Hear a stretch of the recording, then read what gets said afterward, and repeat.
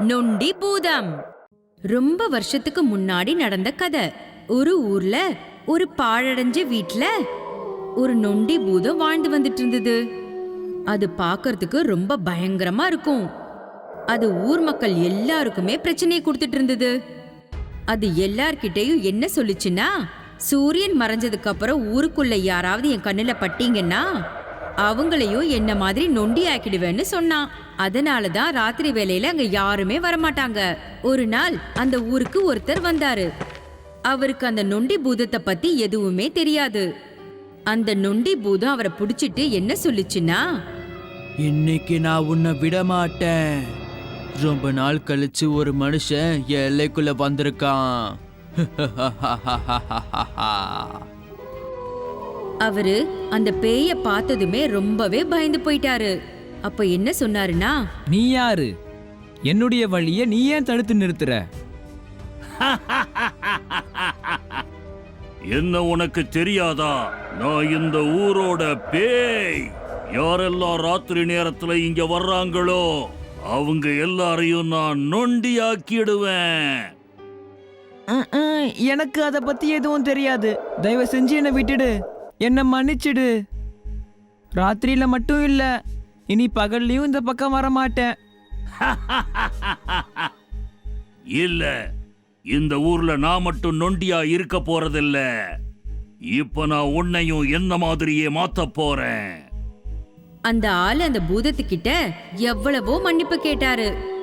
அவர் அந்த பூதம் விடாம அதோட மந்திர சக்திய வச்சு அந்த ஆளையும் அந்த பூதம் நொண்டியாவே மாத்திடுச்சு. காலையில ஆனதும் ஊர்க்காரங்க எல்லாருமே இத பார்த்தாங்க.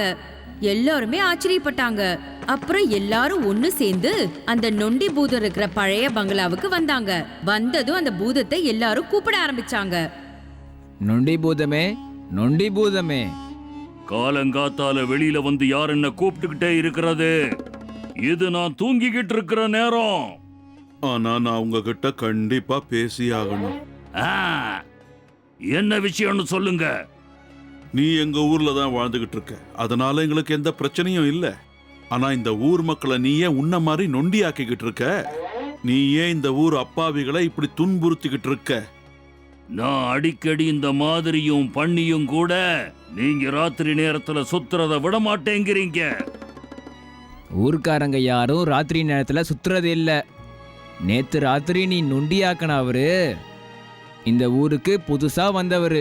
அவருக்கு நம்ம ஊரை பத்தி எந்த விஷயமுமே தெரியாது. அதெல்லாம் எனக்கு தெரியாது. எனக்கு ராத்திரி நேரத்துல யாராவது அவங்க வீட்டை விட்டு வெளியில திரிஞ்சா நான் அவங்கள நொண்டியாக்கிடுவேன். நீங்க வேணும்னா காலையில எங்க வேணாலும் சுத்தலாம். ஆனா ராத்திரி இந்த மொத்த ஊரும் என்னோடதுதான். நான் ராத்திரி நேரத்துல இந்த ஊருக்கு யாரையும் வரவே விட மாட்டேன்.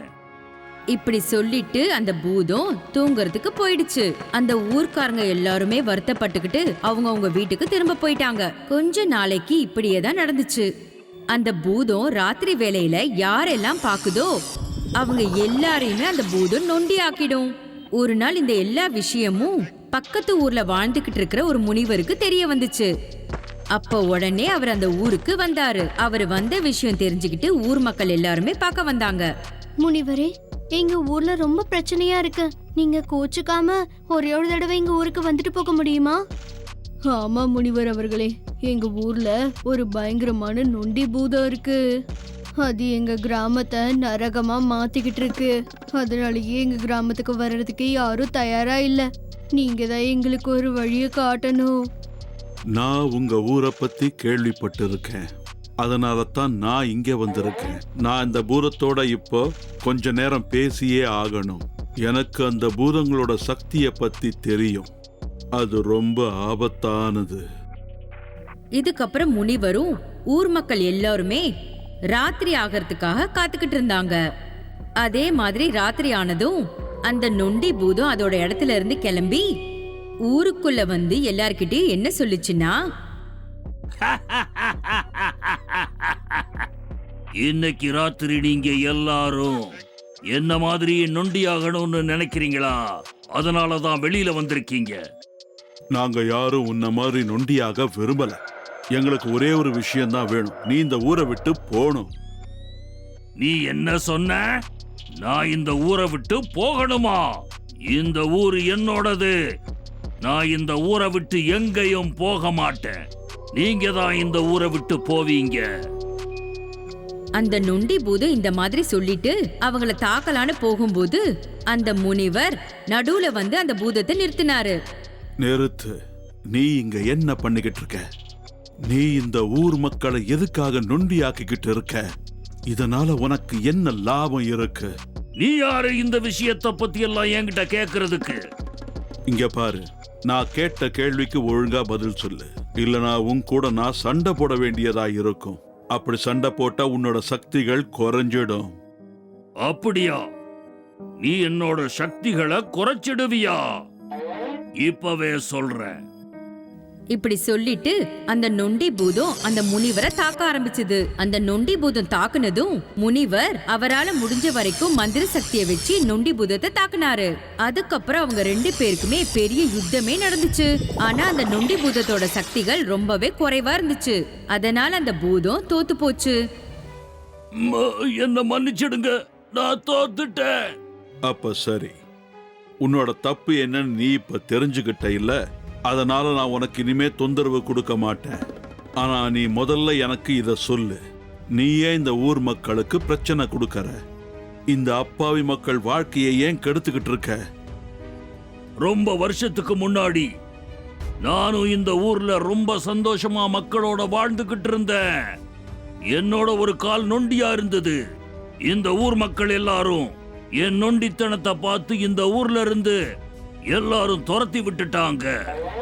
அப்ப நான் இந்த குளிர்ல இந்த மொத்த ஊர்லயும் எங்க தங்குறதுன்னு தெரியாம சுத்திக்கிட்டு இருந்தேன். அப்புறம் நான் இறந்துட்டேன். அன்னையில இருந்து நான் இந்த ஊர் மக்களை பழி வாங்கிக்கிட்டு இருக்கேன். உனக்கு என்ன நடந்திருந்தாலும் அது நடந்து முடிஞ்சிடுச்சு. அதுக்காக நாங்க வருத்தப்படுறோம். ஆனா நீ முதல்ல இங்கிருந்து போயாகணும். ஏன்னா உன்னால இந்த ஊர் மக்களுக்கு மிகப்பெரிய பிரச்சனைகள் வருது. சரி முனிவர் அவர்களே, நான் இந்த ஊரை விட்டு நிரந்தரமா போயிடுறேன். ஆனா எனக்கு நடந்த இந்த அநியாயத்துக்கு பதில் சொல்லுங்க. எனக்கு நியாயம் கிடைக்காதா? இந்த மாதிரி நீ ஊர் மக்களை பழி வாங்கறதுனால மறுபடியும் உன்னால உயிர் பிழைச்சு வர முடியுமா? அந்த விஷயம் உனக்கு நல்லாவே தெரியும்னு நினைக்கிறேன். இதுதான் இந்த உலகத்தோட நியதி. ஆனாலும் நான் உனக்கு கண்டிப்பா முக்தியை கொடுக்கறேன். இதுக்கப்புறமா ஊர் மக்கள் எல்லோருமே அந்த நொண்டி பூதத்துக்கு நடந்த அநியாயத்துக்காக மன்னிப்பு கேட்டாங்க. அப்புறம் அந்த முனிவரும் அந்த பூதத்துக்கு முக்தியை கொடுத்துட்டாரு. அப்புறம் அந்த ஊர்க்காரங்க எல்லாருமே ரொம்ப சந்தோஷமா வாழ ஆரம்பிச்சாங்க. சரி பசங்களா, இப்ப இந்த கதை மூலமா நாம என்ன தெரிஞ்சுக்கிட்டோம்னா, நாம எப்பவுமே உண்மை என்னன்னு தெரிஞ்சுக்காம எந்த ஒரு முடிவையுமே எடுக்க கூடாது. ஹலோ நண்பர்களே, இந்த கதை எப்படி இருந்ததுன்னு நீங்க கண்டிப்பா கமெண்ட் பண்ணி சொல்லுங்க. இந்த கதையை கண்டிப்பா லைக் பண்ணுங்க. அதோட உங்க நண்பர்கள் கூட இதை ஷேர் பண்ண மறந்துடாதீங்க. பாய்.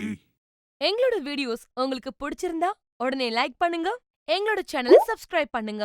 எங்களோட கார்ட்டூன் ஷோஸ முன்னாடியே பார்க்கிறதுக்கு பெல் ஐகானை பிரஸ் பண்ண மறந்துடாதீங்க.